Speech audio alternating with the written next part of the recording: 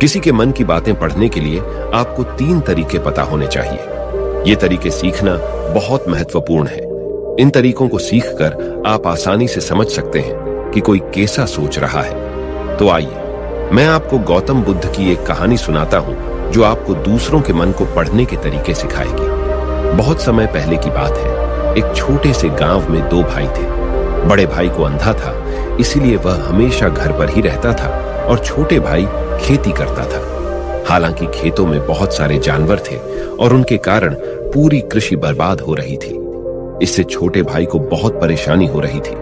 फिर एक दिन उसे ख्याल आया कि वह अपने अंधे बड़े भाई की मदद क्यों नहीं लेता, ताकि वह खेतों से जानवरों को भगा सके। क्योंकि उसका बड़ा भाई अंधा था, वह खेत में बैठकर जानवरों की आवाज सुनते ही उन्हें डरा सकता था। इस तरीके से हमारी कृषि बच सकती थी। इस सब कुछ सोचने के बाद उसने अपने खेत में एक छोटा सा झोपड़ा बनाया और अपने अंधे भाई को उसमें रखा। उसने उससे कहा, भाई, अगर तुम किसी जानवर की आवाज सुनो तो जोर से चिल्लाओ और जानवर यहां से भाग जाएंगे। इससे हमारी फसलें बच जाएंगी। बड़ा भाई अपने छोटे भाई के विचार से सहमत हो गया और खेत में बैठने लगा। जब कभी उसे किसी जानवर की आवाज सुनाई पड़ती, वह तुरंत जोर से चिल्लाने लगता और जानवरों को डरा कर भगा देता। वे कई दिनों तक यह अभ्यास जारी रखते हैं। एक दिन एक हिरण उनके खेत में दौड़ रहा था और खेत को तोड़कर भाग गया। हालांकि एक राजा भी वहां था जो हिरण की पीछा कर रहा था। राजा का ध्यान अंधे भाई पर गया और उनसे पूछा, क्या तुमने यहां एक हिरण देखा है? जवाब में अंधे भाई ने कहा, मैं अंधा हूं, मैं कैसे हिरण देख सकता हूं? पर मैं तुम्हें इतना बता सकता हूं कि मेरी खेत से जो जानवर भाग गया है वह आपकी पीछा करने लायक नहीं है। आप अपना समय बर्बाद कर रहे हैं। राजा उस अंधे के शब्दों से चौंका हुआ था। उसे आश्चर्य हुआ कि अंधा यह कैसे कह सकता है कि जो हिरण मैं ढूंढ रहा हूं वह पीछा करने लायक नहीं है। तब राजा ने अंधे से कहा, क्या तुम मुझसे झूठ नहीं बोल रहे? एक ओर तुम कहते हो कि तुम अंधा हो और दूसरी ओर तुम यह दावा करते हो कि वह जानवर जो यहां से भाग गया है मेरे पीछे पड़ने के लायक नहीं है। फिर अंधा भाई ने कहा, ओ राजा, वह प्राणी जिसे तुम हिरण समझ रहे हो वह वास्तव में हिरण नहीं है। वह एक मादा हिरण है और मेरे ज्ञान के अनुसार वह गर्भवती है। मैंने कभी सुना नहीं है कि कोई राजा एक गर्भवती मादा हिरण की शिकार करता है। इसलिए मैं तुम्हें यह कह रहा हूं कि वह तुम्हारे पीछे पड़ने के लायक नहीं है। तुम्हें उसकी पीछा करने में अपना समय बर्बाद नहीं करना चाहिए। यह सुनकर राजा और भी हैरान हुआ। उसे समझ में नहीं आया कि अंधा यह कैसे जान सकता है कि वह गर्भवती मादा हिरण है। उसने सोचा कि कैसे एक अंधा यह जान सकता है मैं जिस हिरण की शिकार कर रहा हूं वह क्या गर्भवती है या नहीं। इस अद्भुत अंधे का इतना आत्मविश्वास के साथ कैसे कह सकता है? इसलिए मुझे इसे जांच करना होगा। इसलिए राजा ने सत्यता जानने का निश्चय किया और अपने कमांडर से कहा, कमांडर, मुझे चाहिए कि वह प्राणी जिंदा रहे, क्योंकि मुझे जांच करना है कि यह वाकई एक गर्भवती मादा हिरण है। यह अंधा आदमी इतनी आत्मविश्वास के साथ कह रहा है और मुझे यह सुनिश्चित करना है। जाओ और जांचो कि क्या वह एक गर्भवती मादा हिरण है।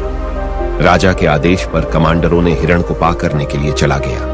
कुछ समय बाद जब वह लौटे तो राजा से कहा, राजा, यह अंधा आदमी पूरी तरह से सही कह रहा है। वह वाकई एक गर्भवती मादा हिरण है। इस सुनकर राजा हैरान हो गया।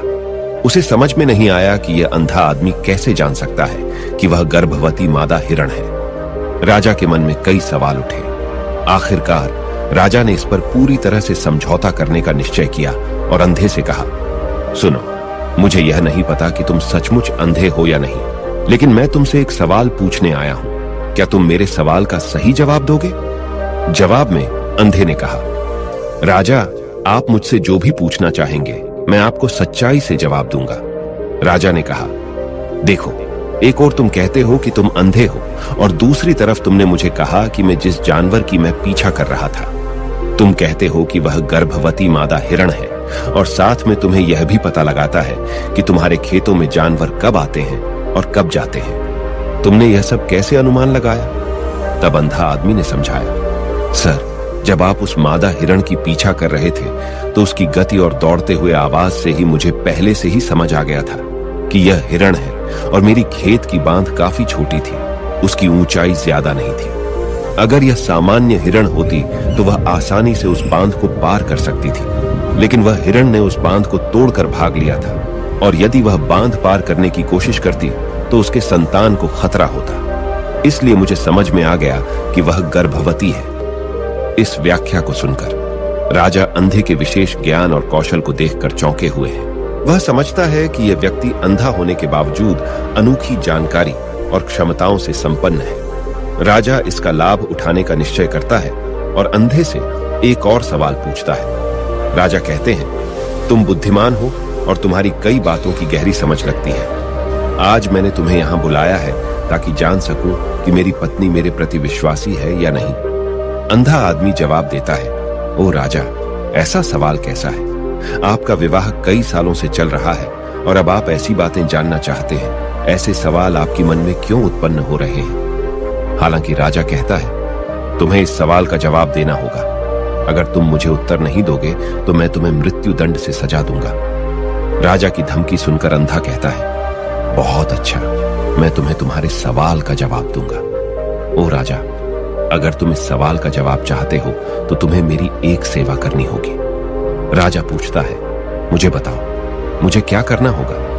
व्यक्ति जवाब देता है, उसके लिए तुम्हें अपनी पत्नी को मेरे साथ एक कमरे में अकेले छोड़ देना होगा। यह सुनते ही राजा पहले तो गुस्सा होता है, लेकिन कुछ समय सोचने के बाद वह उस व्यक्ति की बात मानता है और अपनी पत्नी को उसके साथ एक कमरे में भेजने का आदेश देता है। कमांडर उस पर क्रियान्वयन करता है और अंधे आदमी और रानी को एक कमरे में अकेले छोड़ देता है। उस समय अंधा अपनी बात कहते हैं, मुझे तुम्हें छूना है।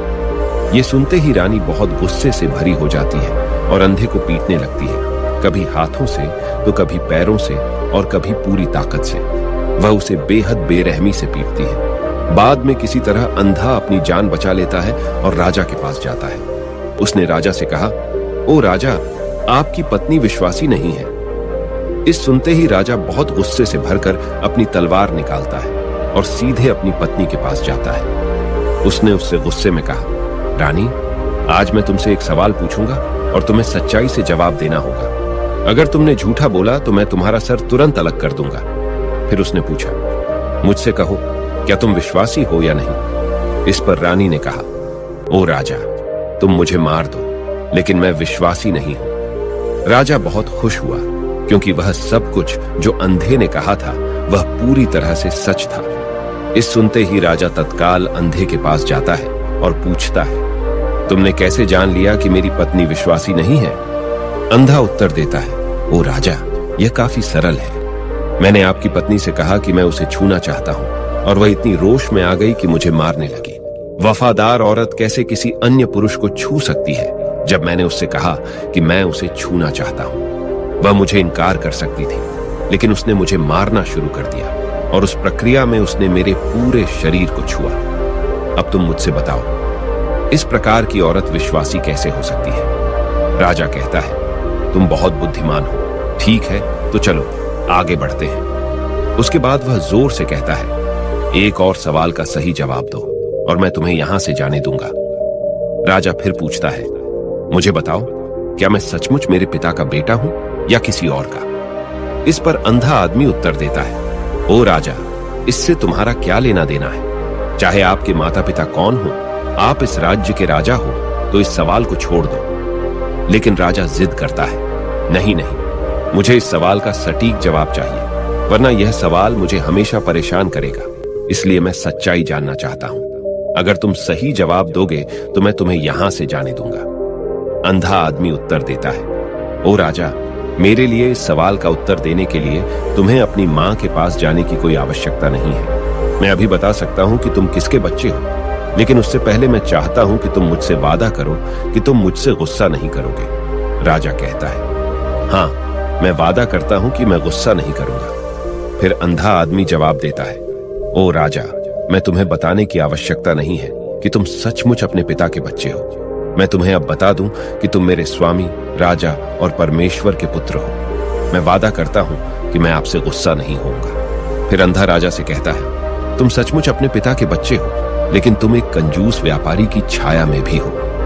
यह सुनते ही राजा बहुत खुश हो जाता है और तत्काल अपनी मां के पास जा जाता है। उससे कहता है, माँ, कृपया मुझे सच बताओ, क्या मैं सचमुच अपने पिता का बच्चा हूं या किसी अन्य का? अगर तुम मुझे सच नहीं बताओगी तो मैं यहां ही अपनी जान दे दूंगा।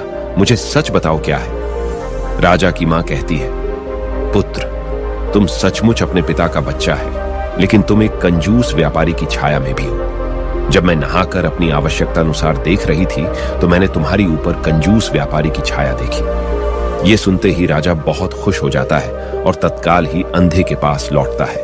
उससे पूछता है, तुमने कैसे जान लिया कि मेरी ऊपर कंजूस व्यापारी की छाया थी? अंधा जवाब देता है, ओ राजा, आप मुझसे कई सवाल पूछते हैं और मैंने सभी के सही उत्तर दिए हैं। अगर आप कोई अन्य राजा होते तो मैंने अब तक कई पुरस्कार प्राप्त कर लिए होते, लेकिन आपने मुझे कुछ नहीं दिया। मैंने अब तक एक भी पैसा नहीं लिया है।